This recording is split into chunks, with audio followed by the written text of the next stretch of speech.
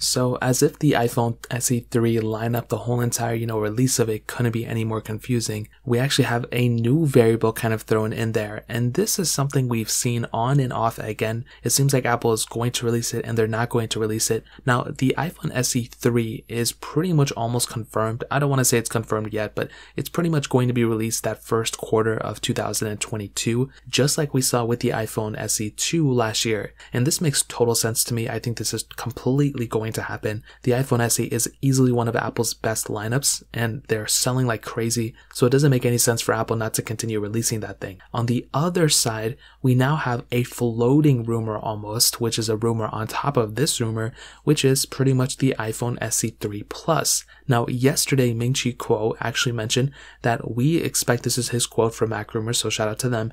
It says, we expect Apple to release a new iPhone SE in 2023, so the year after, so next year, with a larger display than the 1H22 SE's 4.7 inch, and it's going to have 4 gigabytes of RAM, which is, compared to the 3 gigabytes of RAM on the other one. And I guess they predict someone else to be the supplier of whatever, but that's the crazy thing. This device is going to end up coming out a year after the iPhone SE3 comes out, and this is where things start getting confusing. Some rumors are actually stating that this device will actually end up being an iPhone XR-like design. I really don't see why Apple would go ahead and repurpose that iPhone 8 Plus design. That was the only thing that wasn't really making too much sense to me. The fact that Apple would go and, continue to create the iPhone 8 Plus design, even though they've had a way better design since then. Now, if it is true, and this is what makes sense to me, if the iPhone 14 rumors are true that we've been seeing, that it's going to be a hole punch display, or at least some variants are going to have a hole punch display or no bezel or whatever,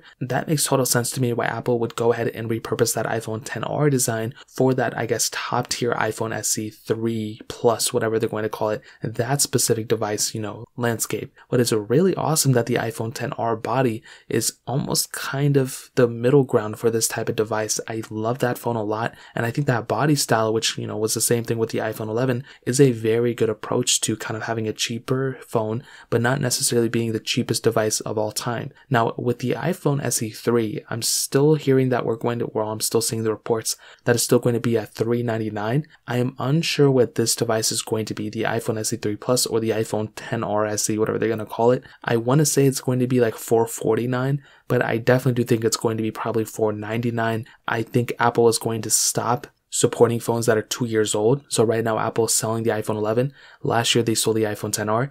I think they're going to axe that out completely, and they're going to only support like the last generation phone, and then that iPhone SE3 Plus, whatever they're going to call it, it's going to be that continued supported phone, just like the iPhone SE2 at that lower end price tag. So I think that's pretty much what's going to happen. If you guys have any other questions or anything like that, let me know in the comment section below. Hit the like button, that would mean so much, but definitely hit that subscribe button. More importantly, everything else, I love every single one of you guys. Hopefully I'll catch you guys in the next video. Peace out till then.